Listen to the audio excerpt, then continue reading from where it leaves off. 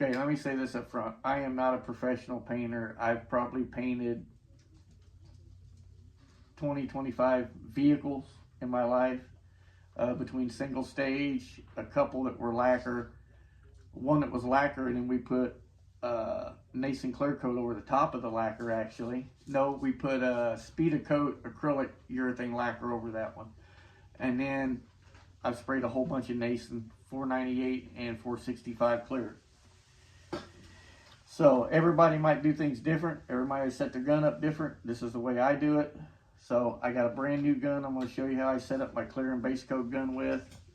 I seem to always favor using a siphon gun for primer and sealer.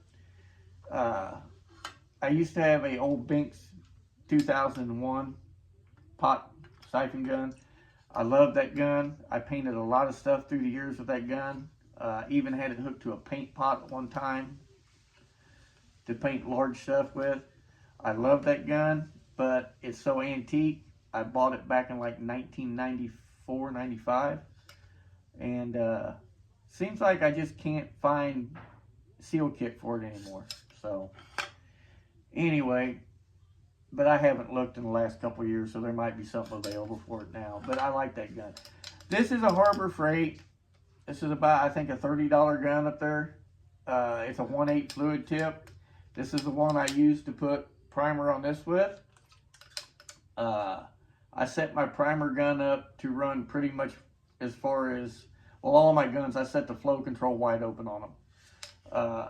And I set the air wide open on them.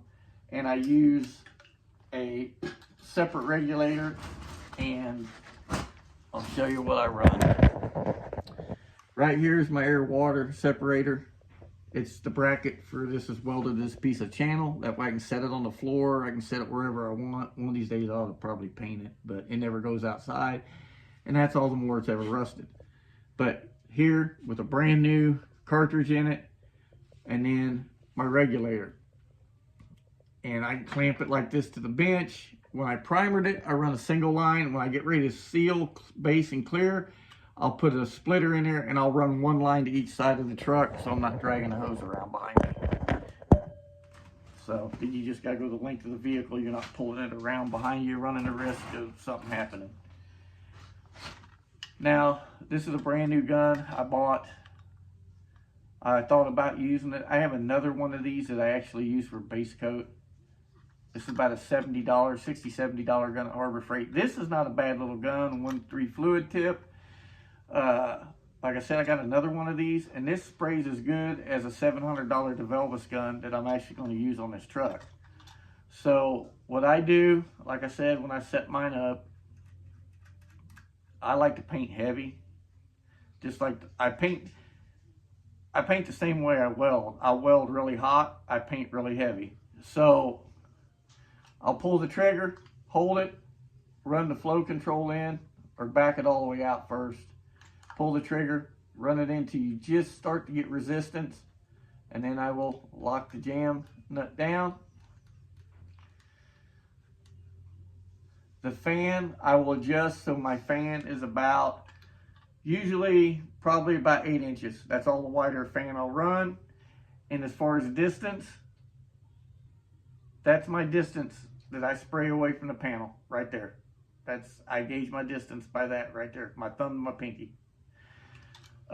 Air pressure I run wide open, like I said, and I adjust the pressure on this regulator up here. That way I don't have all this shit hanging off the gun, and you're up inside the door's open, and you're up in here trying to do this, and you wham, hit the rocker panel after you cleared it with all that shit hanging on it, and you screw something up. So I run all of that over here on this separate stand. Another thing, when you set your air pressure, don't go and turn your regulator. Squeeze your trigger so you're getting just air, about halfway. So you get just air and no paint, and then adjust your pressure. HVLP, I usually run about 22 PSI. That's where I seem to find the sweet mark.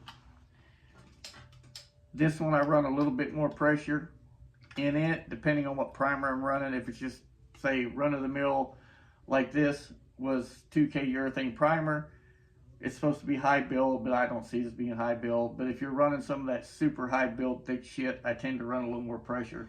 I'll run it anywhere from 25, sometimes up to 30 PSI. It just depends. Like I said, I'm not a professional painter. I just do what works for me. You know, as you can see, when we paint in here, it's real simple. We get the floor clean, the area clean, we blow it all out with a leaf blower or compressed air. We tape the truck all up at that point. Like we untaped it, retaped it, and wiped it all down after priming it, because you don't want to base and clear with the same tape job you do with your primer, because it'll flake off and end up in your paint. So we retape it, we wipe it down with just alcohol and water mixed together in a spray bottle and microfiber towels, and then the final wipe down will be straight rubbing alcohol. That's what I use, and then I'll tack cloth it thoroughly. What I use in here is 031 plastic from Home Depot. A box of it's relatively cheap. You got 400 foot by 12 foot wide. And then I take my sandpaper where I staple it to the ceiling and everything. I use the sandpaper and staple through it so it doesn't pull the staples back through the plastic. And then when you're done, you just pull the paper off and still use it. It's still good to use. Them little staple holes ain't gonna hurt nothing. Just put it right back in the box. So we plastic the ceiling, overlap the walls to the ceiling on both sides. We'll come off of the chassis and bring that plastic down, wet the floor, run it across the floor, and tuck it up underneath the wall plastic and weight it down. So that way the wall, ceiling, and floor are all covered in plastic.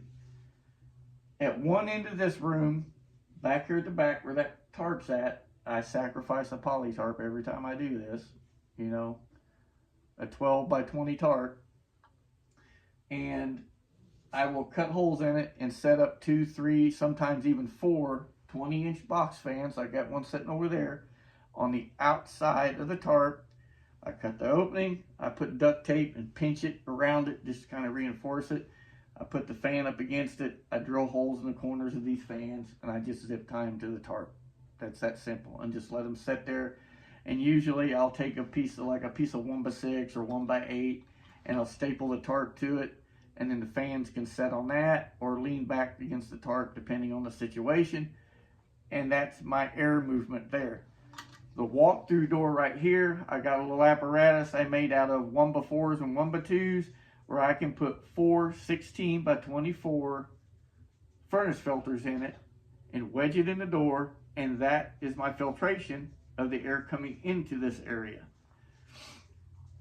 So before we do anything, we'll turn the fans on and let it run in here for about 30 minutes, 45 minutes, and then come in through a double flap door over here. Come in, we'll wipe the truck all down one final time, and then we'll start painting it. So, what are you doing, Bubby? I'm playing the hose. No, it's too cold to play in the hose, dude. It's like November. You and your mama was the same way. She loved to play in the water. So, are you excited you got a little brother coming? Yeah, but I want to play in the water.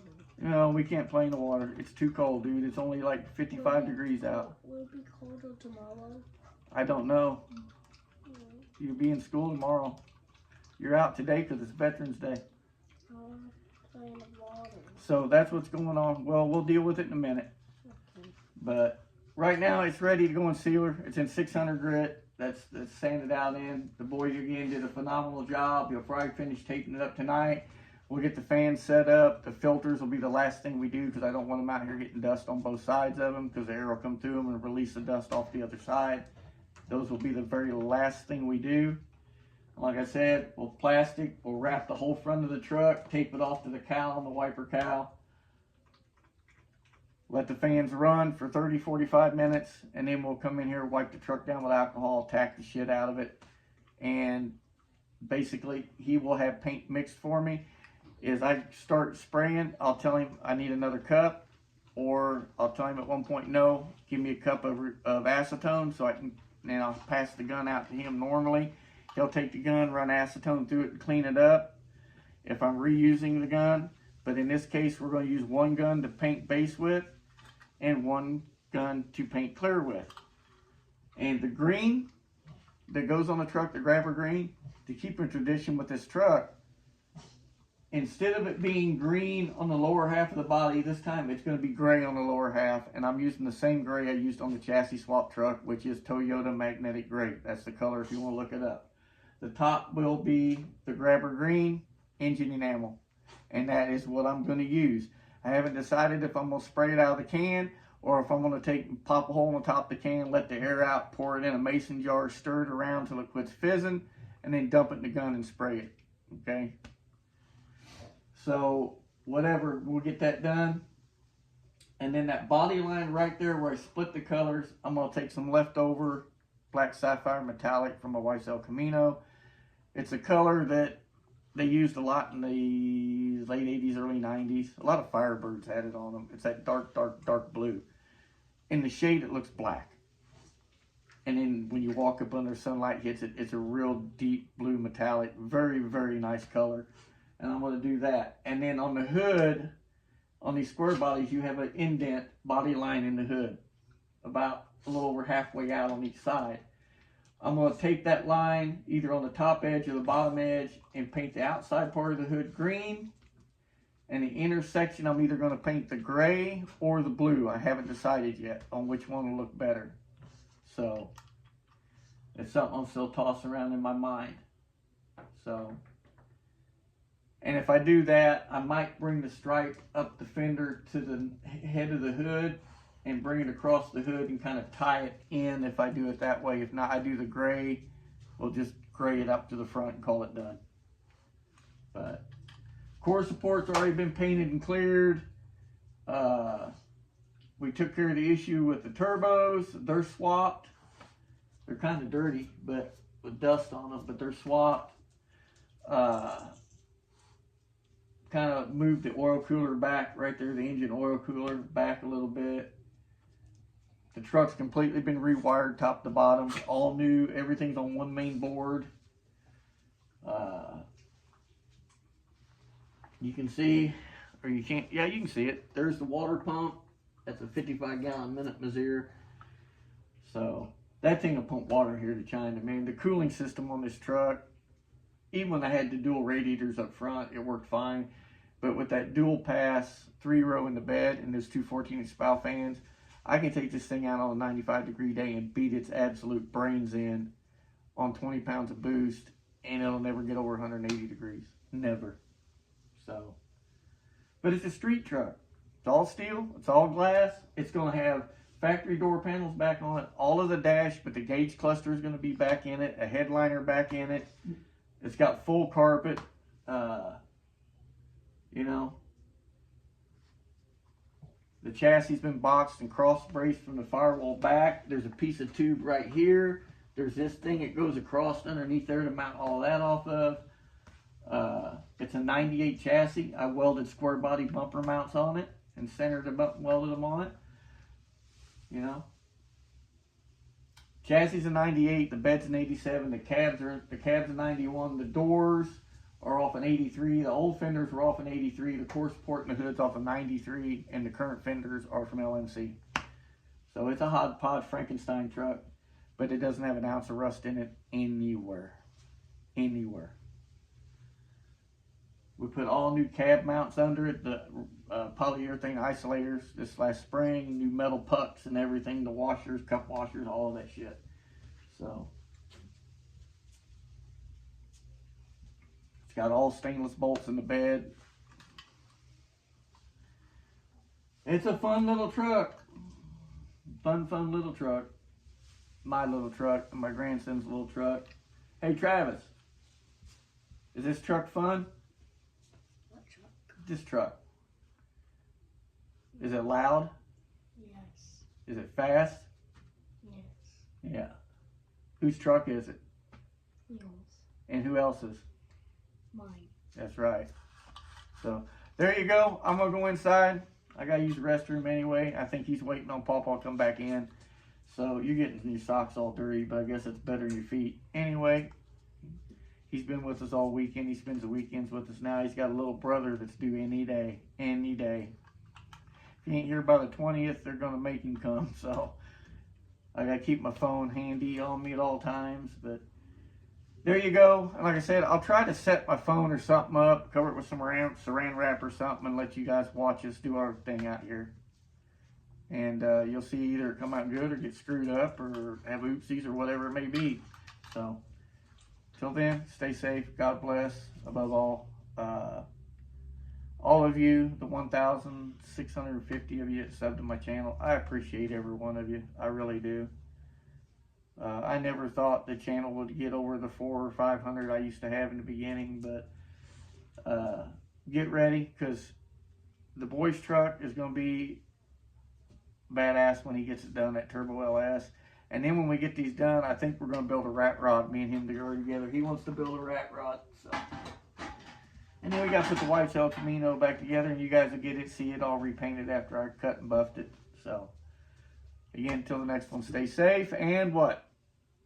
God bless. God bless. Later.